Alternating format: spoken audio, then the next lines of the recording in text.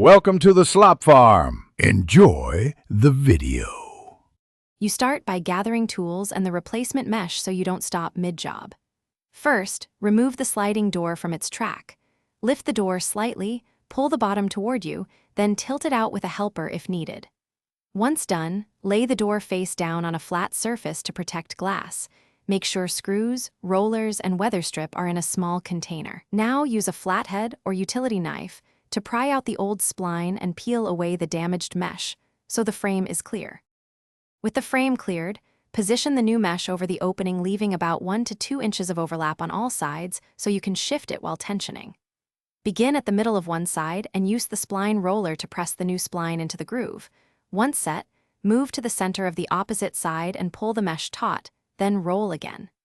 Continue to the remaining sides, working from centers toward corners.